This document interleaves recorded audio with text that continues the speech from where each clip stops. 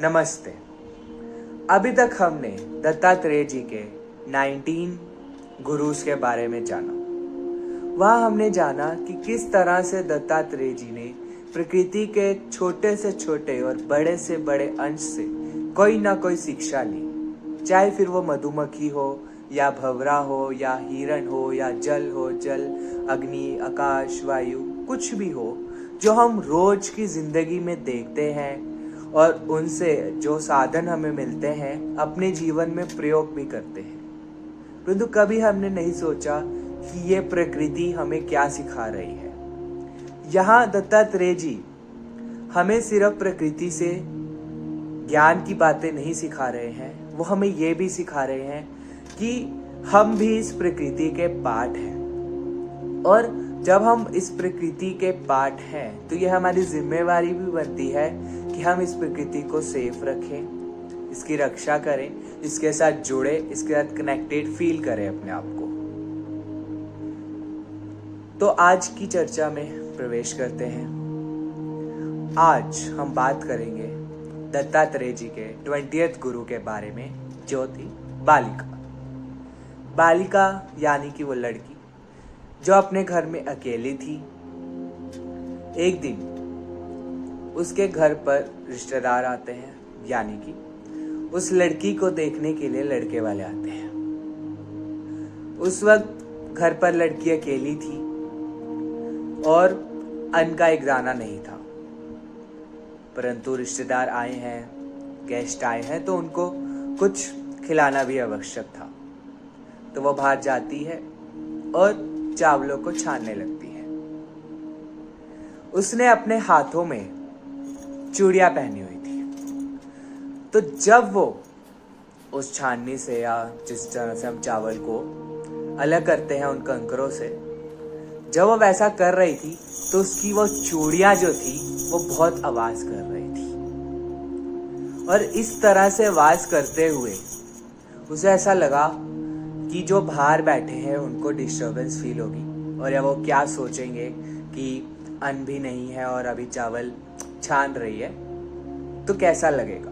तो लज्जा के वश उन्होंने पहले थोड़ी सी चूड़ियां निकाल के रख दी, फिर उन्होंने काम आरंभ कर दिया, परंतु फिर भी ये चूड़ियां आवाज करती रही। उन्होंने फिर सोचा कि मुझे और चूड़ियां कम कर लेनी चाहिए ताकि आवाज ना हो। तो उन्होंने और चूड़ियां कम कर ली और 4 रखी। जब 4 रखी तो फिर काम शुरू किया, बट हल्की ही सही अभी भी आवाज आ रही थी। फिर उन्होंने क्या किया, सिर्फ 2 रखी।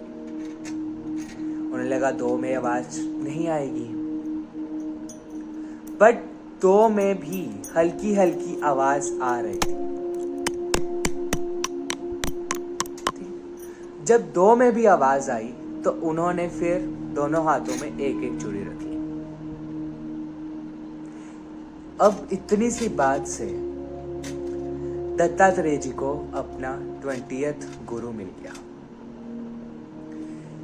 परंतु क्या आपने सोचा कि सिर्फ इतने से हमें क्या शिक्षा मिल रही है?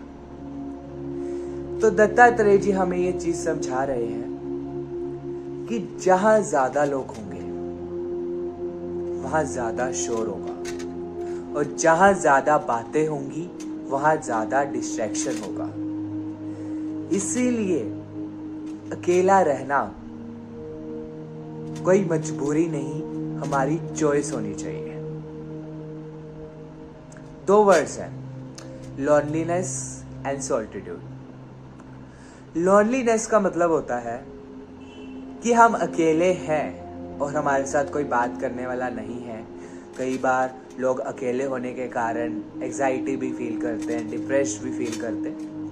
वो लॉनलीनेस का पार्ट है कि हम अकेला रहना नहीं चाहते, हमारी कोई इच्छा नहीं है अकेला रहने की, पर हमारी मजबूरी है कि हमारा कोई साथ देने वाला नहीं है या हमें कोई संभालने वाला नहीं है, व्हाटसएवर। दूसरा है सॉलिट्यूड। सॉलिट्यूड का मतलब होता है कि ये हम अपनी मर्जी से तय कर रहे हैं कि हमें एक प्राइवेट टाइम, एक अकेला रहना पसंद है।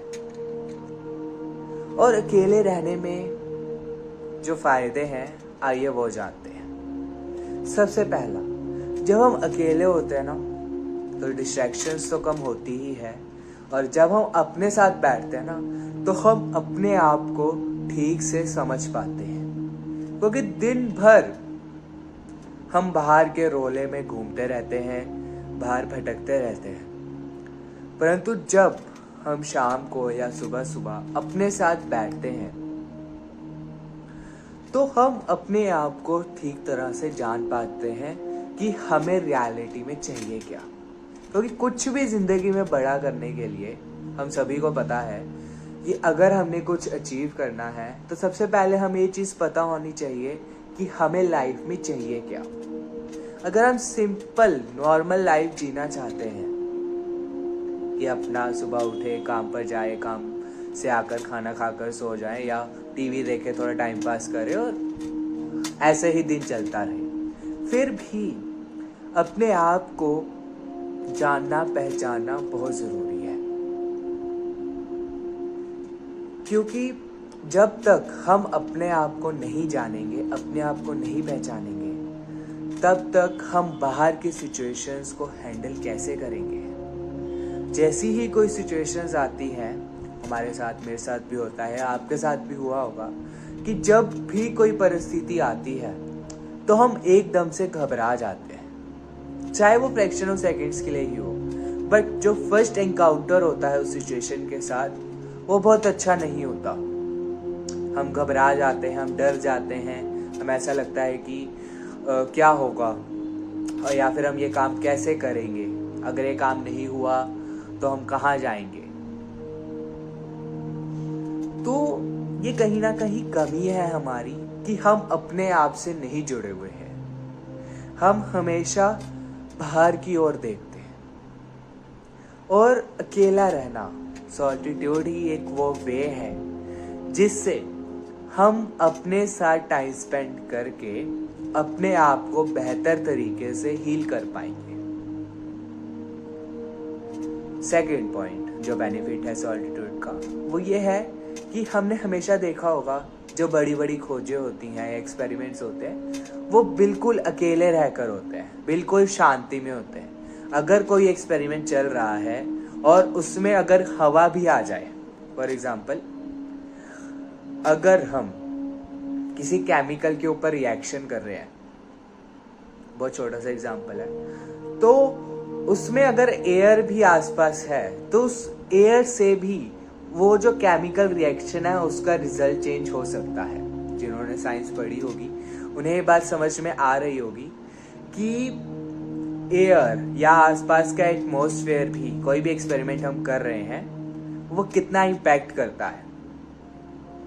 हमें आसपास के रूम टेम्परेचर को मेंटेन करना पड़ता है, या कई बार हमें किसी एक्सपेरिमेंट को परफॉर्म करने के लिए वैक्यूम भी करना पड़ता है, यानी कि जहां एयर बिल्कुल प्रेजेंट ना हो। तो कोई एक्सपेरिमेंट करने के लिए भी हमें बिल्कुल शांत माहौल या बिल्कुल अकेलापन चाहिए वहां।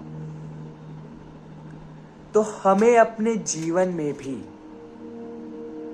अगर अपने आप को आगे बढ़ाना है या अपने ऊपर कुछ एक्सपेरिमेंट्स करने हैं या कुछ नया ट्राई करना है, तो सॉलिट्यूड ही वो वे है जिससे हम अपने आप को जानकर, पहचान कर वो काम कर पाएंगे, वो कार्य कर पाएंगे जिससे हमें सच में खुशी मिलती है।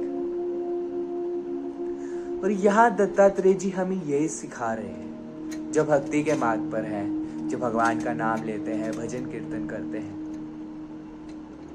उन्हें तो अकेला रहना इसलिए आवश्यक है, या वो अकेला रहना खुद भी पसंद करते हैं, ताकि जो उनकी भावना है वो हमेशा भगवान के साथ जुड़ी रहे, उन्हें कोई डिस्टर्बेंस ना हो। जैसे कि मैंने पहले भी कहा कि जहां ज्यादा लोग होंगे वहां ज्यादा शोर होएगा, और जहां ज्यादा बातें होंगी वहां ज्यादा डिस्ट्रैक्शंस होंगी। सोशल मीडिया के ज़माने में हमारे लिए कुछ भी प्राइवेट रखना पॉसिबल नहीं है। हम कुछ भी पोस्ट कर रहे हैं, चाहे वो इंस्टाग्राम, फेसबुक हो, स्नैपचैट्स हो, कुछ भी हो, वहाँ ऑल्दो लिखा होता है एंड टू एंड इंक्रिप्शन या प्राइवेसी है, हम प्राइवेट अकाउंट्स भी बनाते हैं, बट आपको और मुझे सभी को पता है कि अगर पुलिस या फिर आईटी कंपनी ने या आईटीज ने या पीछे साइबर सेल ने कोई भी इंफॉर्मेशन हमारी निकालनी हो तो वो किसी भी तरह से निकाल सकते हैं, भले हम फिर वो डिलीटेड इंफॉर्मेशन हो या कुछ और हो।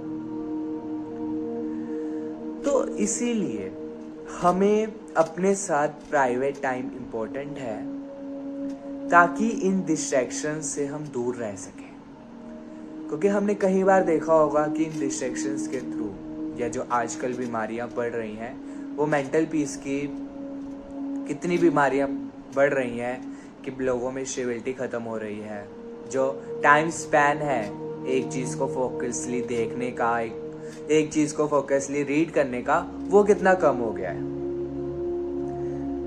और ये इसीलिए हुआ है क्योंकि सब कुछ इतना इजीली अवेलेबल हो गया है, फर्स्ट थिंग, एंड सेकंड कि लोगों ने अपने साथ टाइम स्पेंड करना कम कर दिया है। उनको सोशल मीडिया या आसपास के लोग या चमक धमक वो ज़्यादा पसंद आने लगी है। तो यही शिक्षा दत्तात्रेय जी यहाँ देना चाहते हैं कि अकेले रहकर भी सॉलिट्यूड में हम किस तरह से खुश रह सकते हैं, प्रसन्न से रह सकते हैं और आनंद से रह सकते हैं। इसलिए अपने साथ जुड़े रहिए। नेचर के साथ जुड़कर हमें ये समझ में आएगा कि हम और नेचर में कोई फ़र्क नहीं है।